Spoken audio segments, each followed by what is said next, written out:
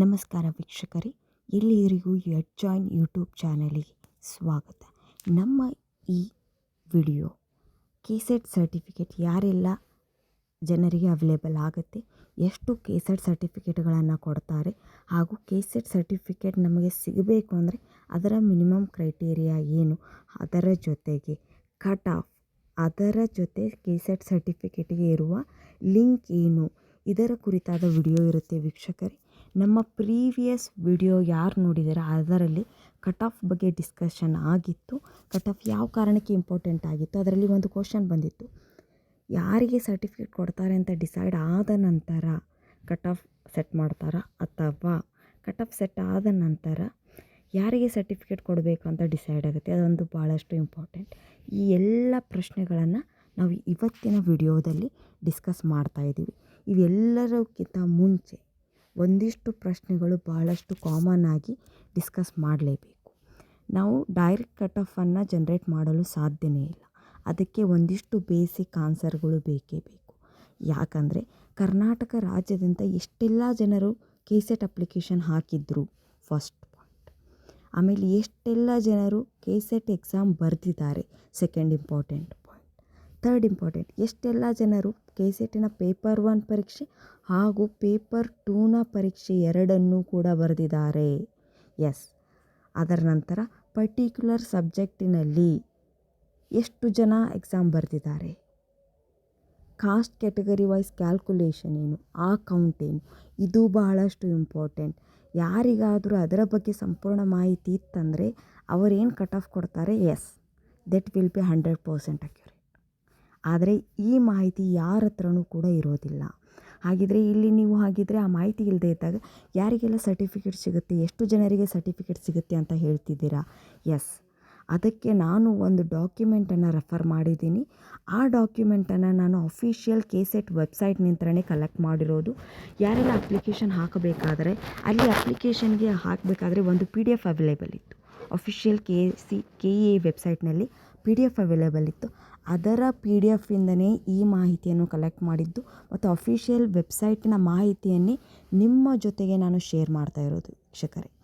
ಇಲ್ಲಿ ಎಷ್ಟು ಜನರಿಗೆ KE ಕಟ್ ಆಫ್ ಕ್ಲಿಯರ್ ಆಗುತ್ತೆ, ಕ್ವಾಲಿಫಿಕೇಷನ್ ಸರ್ಟಿಫಿಕೇಷನ್ ಬರುತ್ತೆ ಅನ್ನೋಕ್ಕಿಂತ ಮುಂಚೆ, ಎಸ್, ಇಲ್ಲಿ ಮೇನಾಗಿ 2 ಕೆಟಗರಿ ಬರ್ತವೆ. General category separate and SC ST category 1, category 2A, 2B, 3A, 3B, PWD, ಟ್ರಾನ್ಸ್, ಈಗ ಬೇರೆ ಬೇರೆ ಕೆಟಗರಿ ಬರ್ತವೆ. ಜನರಲ್ ಒಂದನ್ನು ಸಪ್ರೇಟು ಬಿಟ್ಟರೆ ಉಳಿದಿದ್ದೆಲ್ಲದರದ್ದು ಒಂದು ಕ್ಯಾಲ್ಕುಲೇಷನ್ ಇರುತ್ತೆ. ಆಮೇಲೆ ನಿಮ್ಮವು 2 ಪೇಪರ್ ಇರ್ತವೆ, ಪೇಪರ್ 1 ಆ್ಯಂಡ್ ಪೇಪರ್ 2 ಅಂತ ಇರುತ್ತೆ. ಇಲ್ಲಿ ಕೆಸೆಟ್ ಸರ್ಟಿಫಿಕೇಷನ್ನಿನ ರೇಸ್ ಏನು ಚಾಲೂ ಆಗುತ್ತೆ ಅದಕ್ಕಿಂತ ಮುಂಚೆ ಒಂದು ಮಿನಿಮಮ್ ಪಾಸಿಂಗ್ ಕ್ರೈಟೇರಿಯಾ ಇರುತ್ತೆ. ಆ ಕ್ರೈಟೇರಿಯಾ ನೀವು ಕ್ಲಿಯರ್ ಆದಮೇಲೆ ಆ್ಯಕ್ಚುಲಿ ಕೆಸೆಟ್ ಸರ್ಟಿಫಿಕೇಟಿನ ಫೈಟ್ ಸ್ಟಾರ್ಟ್ ಆಗುತ್ತೆ ವೀಕ್ಷಕರೇ. ಇಲ್ಲಿ ನೀವು ನಾನು ಏನು ಇಮೇಜ್ನಲ್ಲಿ ಡಿಸ್ಪ್ಲೇ ಆಗ್ತಾಯಿದೆ, ವಿಡಿಯೋನಲ್ಲಿ ಡಿಸ್ಪ್ಲೇ ಆಗ್ತಾಯಿದೆ, ಪೇಪರ್ 1 ಆ್ಯಂಡ್ ಪೇಪರ್ 2 ಅಂತ ಸ್ಲಾಟ್ ಇದೆ. ಜನರಲ್ ಕೆಟಗರಿಯವರೆಗೆ ಏನಿದೆ ಅಂತಂದರೆ 2 ಪತ್ರಿಕೆಗಳಲ್ಲೂ ಒಟ್ಟು ಸೇರಿ 40% ಅಂಕಗಳು. ಇಲ್ಲಿ ನೋಡಿ, ಮುಂಚೆ ಪೇಪರ್ 1ಗೆ ಸಪ್ರೇಟ್, ಪೇಪರ್ 2 ಸಪ್ರೇಟ್ ಕ್ಯಾಲ್ಕುಲೇಷನ್ ಆಗ್ತಾಯಿತ್ತು. ಈಗ ಏನಿದೆ ಅಂದರೆ paper 1 plus paper 2 all together ಈಗ 300 ಮಾರ್ಕ್ಸ್, 100ಕ್ಕೆ 40 ಆದರೆ 300 ಮಾರ್ಕ್ಸಿಗೆ ಎಷ್ಟು ಅಂದರೆ ನೀವು ಕ್ಯಾಲ್ಕುಲೇಟ್ ಮಾಡಿದಾಗ ಅದನ್ನು ನೀವು ಕ್ಯಾಲ್ಕುಲೇಟ್ ಮಾಡಿದಾಗ ನಿಮಗೆ ಕೌಂಟ್ ಎಷ್ಟು ಬರುತ್ತೆ ಅಂದರೆ 120 ಬರುತ್ತೆ. ಯಾರೆಲ್ಲ ಜನರಲ್ ಕ್ಯಾಟಗರಿಯವರಿದ್ದೀರಾ, ನೀವು 120 ಮಾರ್ಕ್ಸ್ ಅಥವಾ ಅದಕ್ಕಿಂತ ಮೇಲ್ಗಡೆ ತೊಗೊಂಡಿದ್ದೀರಾ ಅಂತಂದರೆ ನೀವು ಕೆಸೆಟ್ ಸರ್ಟಿಫಿಕೇಟಿನ ರೇಸ್ ಏನು ಚಾಲೂ ಆಗುತ್ತೆ, ಅದರ ಎಲಿಜಿಬಿಲಿಟಿ, ಅದರ ಕೌಂಟ್ ಏನುತ್ತೆ ಅಲ್ಲಿ ಆವಾಗ ನೀವು ಅರ್ಹರಾಗ್ತೀರ. ಆದರೆ ನಿಮ್ಗೆ ಸರ್ಟಿಫಿಕೇಟ್ ಸಿಗುತ್ತೆ ಅಂತ ಇಲ್ಲಿ ಕೂಡ ಗ್ಯಾರಂಟಿ ಇರೋದಿಲ್ಲ. ಇನ್ನು GM ಅನ್ನು ಹೊರತುಪಡಿಸಿ ಉಳಿದ ಕೆಟಗರಿಯವರಿಗೆ ಏನಿದೆ ಅಂತಂದರೆ 35% ಅಂಕಗಳಿವೆ. ಅಂದರೆ 35 ಎಷ್ಟಿದೆ ಅಂದರೆ ನೀವು 105 ಮಿನಿಮಮ್ ಅಂಕಗಳನ್ನು ತಗೊಂಡಾಗ ಸರ್ಟಿಫಿಕೇಷನಿನ ರೇಸಿನಲ್ಲಿ ಪಾಲ್ಗೊಳ್ತೀರಾ. ಇಲ್ಲಿ ಕೆಳಗಡೆ ಹಂತ 1 ಅಂತಿದೆ. ಸಹಾಯಕ ಪ್ರಾಧ್ಯಾಪಕರ ಅರ್ಹತೆ ಒಟ್ಟು ಸಂಖ್ಯೆ, ಟೋಟಲ್ ಸ್ಲಾಟ್, ಒಟ್ಟು 2 ಪತ್ರಿಕೆಗಳ ಹಾಜರಾತಿಯ ಅಭ್ಯರ್ಥಿಯ 6% ಸಂಖ್ಯೆಗೆ ಸಮನಾಗಿರುತ್ತದೆ. ಅಂದರೆ ಒಟ್ಟು ಎಷ್ಟು ಕೆಸೆಟ್ ಸರ್ಟಿಫಿಕೇಟ್ಗಳನ್ನು ಅವರು KEದವರು ಕೊಡ್ತಾ ಇದ್ದಾರೆ ಅಂತಂದರೆ 6% ಮಾತ್ರ ವೀಕ್ಷಕರೇ. ಇದು ಬಹಳ ಇಂಪಾರ್ಟೆಂಟ್ ಆಗುತ್ತೆ. 6% ಅಂದರೆ ಏನು ಅಂತಂದರೆ 100ಕ್ಕೆ 6 ಜನರಿಗೆ ಸರ್ಟಿಫಿಕೇಟ್ ಮಾತ್ರ ಕೊಡ್ತಾರೆ. ಅಂದರೆ ಏನಾದರೂ 1000 ಜನ ಪೇಪರ್ ಬರೆದ್ರೆ ಕೇವಲ 60 ಜನರಿಗೆ KE KSET ಸರ್ಟಿಫಿಕೇಟ್ ಕೊಡ್ತಾರೆ. ಒಟ್ಟು ಎಲ್ಲ ಕಾಸ್ಟ್, ಎಲ್ಲ ಕೆಟಗರಿ, ಎಲ್ಲ ಸಬ್ಜೆಕ್ಟ್ ಟೋಟಲ್ ಆಲ್ ಟುಗೆದರ್ 6%. 1000 ಜನರಲ್ಲಿ ಕೇವಲ 60 ಜನರಿಗೆ ಮಾತ್ರ ಸರ್ಟಿಫಿಕೇಟ್ ಸಿಗುತ್ತದೆ ವೀಕ್ಷಕರೇ. ಮೊದಲನೇದು. ಹಂತ 2, ಈ ಒಟ್ಟು ಸ್ಲಾಟ್ಗಳನ್ನು 2 ಪತ್ರಿಕೆಗಳು ಹಾಜರಾದ ಹಂತ 1 ಪೂರ್ಣಗೊಳಿಸಿದ ನಂತರ, ಅಂದರೆ ನಿಮ್ಮ 40%, 35% ಅಂದರೆ 120 ಮಾರ್ಕ್ಸು ಅಥವಾ 105 ಮಾರ್ಕ್ಸಿನ ಏನು ಹಂತ ಇದೆ ಅದನ್ನು ಕ್ಲಿಯರ್ ಮಾಡಿದ ನಂತರ ವಿಷಯವಾರು ಅಂದರೆ ಸಬ್ಜೆಕ್ಟ್ ವೈಸ್ ಡಿಫ್ರೆನ್ಷಿಯೇಷನ್ ಆಗುತ್ತೆ, ಕಾಸ್ಟ್ ಕ್ಯಾಟಗರಿ ವೈಸ್ ಡಿಫ್ರೆನ್ಷಿಯೇಷನ್ ಆಗುತ್ತೆ.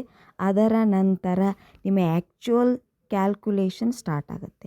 ಇಲ್ಲಿ ಕೆಳಗಡೆ ಒಂದು ಕ್ಯಾಲ್ಕುಲೇಷನ್ ಕೊಟ್ಟಿದ್ದಾರೆ ವೀಕ್ಷಕರೇ, ಇಲ್ಲಿ ನೋಡಿ. ಸಾಮಾನ್ಯ ವರ್ಗದ ವಿದ್ಯಾರ್ಥಿಗಳಿಗೆ ಒಂದು ವಿಷಯದಲ್ಲಿ ಸಾಮಾನ್ಯ ವರ್ಗದಲ್ಲಿ ಅರ್ಹತೆ ಪಡೆಯಬೇಕಾದ ಅಭ್ಯರ್ಥಿಗಳ ಸಂಖ್ಯೆ ಎಷ್ಟು ಜನರಿಗೆ KSET ಸರ್ಟಿಫಿಕೇಟ್ಸ್ ಹೋಗುತ್ತೆ GM ಕ್ಯಾಟಗರಿಯವರಿಗೆ. ನಿಮ್ಮ ಸಬ್ಜೆಕ್ಟ್ ಬೇಕಾದಿರ್ಬೋದು, ಪರ್ಟಿಕ್ಯುಲರ್ ಸಬ್ಜೆಕ್ಟ್ ತೊಗೊಳ್ಳಿ. ಮೇಲ್ಗಡೆ ಏನು ಬರಿಬೇಕಂತಂದರೆ ಆ ವಿಷಯದಲ್ಲಿ ಒಟ್ಟು 40% ಅಥವಾ ಅದಕ್ಕಿಂತ ಹೆಚ್ಚು ಅಂಕಗಳನ್ನು ಗಳಿಸಿರುವ ಸಾಮಾನ್ಯ ಅಭ್ಯರ್ಥಿಗಳ ಸಂಖ್ಯೆ. GM ಕ್ಯಾಟಗರಿಯವರಿಗೆ ಯಾರೆಲ್ಲ 120 ಮತ್ತು ಅದಕ್ಕಿಂತ ಜಾಸ್ತಿ ಮಾರ್ಕ್ಸ್ ತೊಗೊಂಡಿದ್ದಾರೆ ಆ ಪರ್ಟಿಕ್ಯುಲರ್ ಸಬ್ಜೆಕ್ಟ್ನಲ್ಲಿ ಅದರ ಕೌಂಟ್ ಬರೀರಿ. ಡಿವೈಡೆಡ್ ಬೈ ಎಲ್ಲ ಸಬ್ಜೆಕ್ಟ್ನಲ್ಲಿ 40% ಅಂದರೆ 120ಕ್ಕಿಂತ ಮಾರ್ಕ್ಸ್ ಜಾಸ್ತಿ ಯಾರು ತೊಗೊಂಡಿದ್ದಾರೆ ಎಲ್ಲ ಸಬ್ಜೆಕ್ಟ್ಗಳು. Particular subject divided by total subject ಎಷ್ಟು ಜನ ತೊಗೊಂಡಿದ್ದಾರೆ ಅವರ count. Particular subject divided by total subject into ಸಾಮಾನ್ಯ ವರ್ಗದಲ್ಲಿ ಎಲ್ಲ ವಿಷಯಗಳಲ್ಲೂ ಸೇರಿ ಅರ್ಹತೆ ಪಡೆಯಬೇಕಾಗಿರೋ ಒಟ್ಟು ಅಭ್ಯರ್ಥಿಗಳ ಸಂಖ್ಯೆ. ಏನು ಟೋಟಲ್ ಎಕ್ಸಾಮ್ ಕಟ್ಟಿರ್ತಾರಲ್ಲ ಅದರಲ್ಲಿ GM ಕ್ಯಾಟಗರಿಯವರ 6% ಎಷ್ಟಿದೆಯಲ್ಲ ಅದನ್ನು ಬರೀಬೇಕು. Particular subject 40% plus divided by total all subject 40% plus into 6% of total students GM category.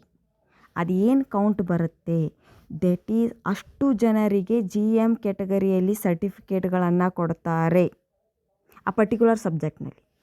ಅದೇ ರೀತಿ ಕೆಳಗಡೆ caste category wise each and every caste ಕ್ಯಾಟಗರಿಯವ್ರದ್ದು ಅದೇ ರೀತಿ ಮಾಡುತ್ತೆ. ಒಂದು ವಿಷಯದಲ್ಲಿ ಮೀಸಲಾತಿ ವರ್ಗದಲ್ಲಿ ಅರ್ಹತೆ ಪಡೆಯಬೇಕಾದ ಅಭ್ಯರ್ಥಿಗಳ ಸಂಖ್ಯೆ ಈಕ್ವಲ್ ಟು ಆ ವಿಷಯದಲ್ಲಿ 35% ಅಥವಾ ಅದಕ್ಕಿಂತ ಹೆಚ್ಚು ಮಾಡಿರೋರು ಡಿವೈಡೆಡ್ ಬೈ ಟೋಟಲ್ ಎಲ್ಲ ಸಬ್ಜೆಕ್ಟ್ನಲ್ಲಿ 35% ಅಥವಾ ಅದಕ್ಕಿಂತ ಹೆಚ್ಚಿಗೆ ಮಾರ್ಕ್ಸ್ಗಳು 105 ಅಥವಕ್ಕಿಂತ ಮೇಲಿದ್ದವರು ಇಂಟು ಆ ಪರ್ಟಿಕ್ಯುಲರ್ ಕಾಸ್ಟ್ ಕ್ಯಾಟಗರಿಯಲ್ಲಿ ಎಂಟೈರ್ 6%.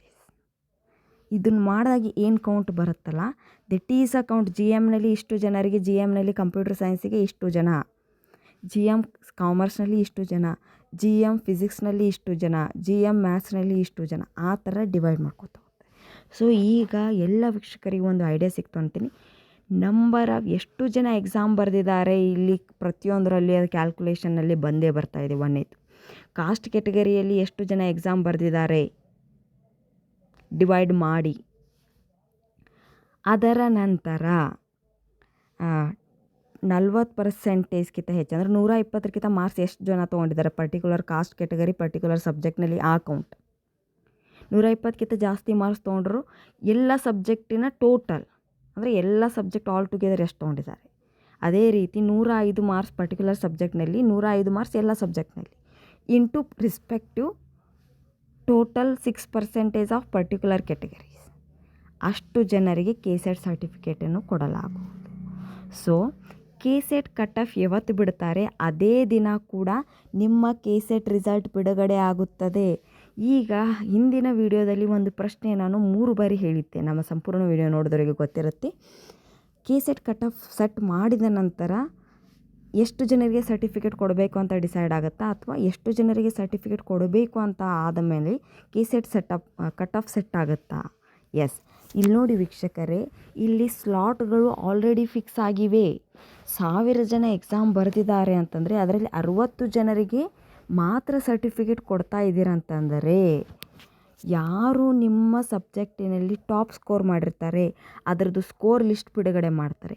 ಮೇಲ್ಗಡೆಯಿಂದ ಎಲ್ಲಿ ಯಾವ ವಿದ್ಯಾರ್ಥಿಯ ಸ್ಕೋರ್ 60ನೇ ಸ್ಲಾಟ್ ಫುಲ್ ಆಗುತ್ತೆ, ಆ ಕೊನೆಯ 60ನೇ ಸ್ಲಾಟಿನ ವಿದ್ಯಾರ್ಥಿಯ ಸ್ಕೋರ್ 150 ಇದ್ದರೆ ನಿಮ್ಮ ಕಟ್ ಆಫ್ 150 ಆಗುತ್ತೆ. ಆ 60ನೇ ವಿದ್ಯಾರ್ಥಿಯ ಸ್ಕೋರ್ 148 ಇದ್ದರೆ ನಿಮ್ಮ ಕಟ್ ಆಫ್ 148 ಪರ್ಟಿಕ್ಯುಲರ್ ಆಗುತ್ತೆ. ಸೊ ನಿಮ್ಮ ಕೆ ಎ ರಿಸಲ್ಟ್ ಬರೋದು ಒಂದೇ, ನಿಮ್ಮ ಕಟ್ ಆಫ್ ಬಿಡುಗಡೆ ಮಾಡೋದು ಒಂದೇ. ಅವ್ರ ರಿಸಲ್ಟು ಮತ್ತು ಕಟ್ ಆಫ್ ಎರಡನ್ನೂ ಕೂಡ ಒಂದೇ ದಿನ ಬಿಡುಗಡೆ ಮಾಡ್ತಾರೆ. ಆ ರಿಸಲ್ಟ್ ಲಿಸ್ಟ್ ಜನರೇಟ್ ಆದ ನಂತರನೇ K SET cut off decide ಆಗುತ್ತೆ. ಸೊ ಇದರ ಮುಂಚಿನ ವಿಡಿಯೋವನ್ನು ನೀವು ನೋಡಿ ಮತ್ತು ಈ ವಿಡಿಯೋವನ್ನು ನೋಡಿ, ಎರಡೂ ನೋಡಿದಾಗ ನಿಮಗೆ ಈ K SET cut of certification ಯಾರಿಗೆ ಸಿಗುತ್ತೆ ಯಾರಿಗೆ ಸಿಗೋದಿಲ್ಲ ಅದರ ಬಗ್ಗೆ ಸಂಪೂರ್ಣ ಮಾಹಿತಿ ಸಿಗುತ್ತದೆ. ಸೊ ನಾವು ಇದೇ ತೀರ ಇನ್ಫಾರ್ಮೇಷನ್ ವಿಡಿಯೋವನ್ನು ಮಾಡ್ತಾ ಇರ್ತೀವಿ. ದಯಮಾಡಿ ಎಲ್ಲರೂ ಲೈಕ್, ಶೇರ್, ಸಬ್ಸ್ಕ್ರೈಬ್ ಮಾಡಿ.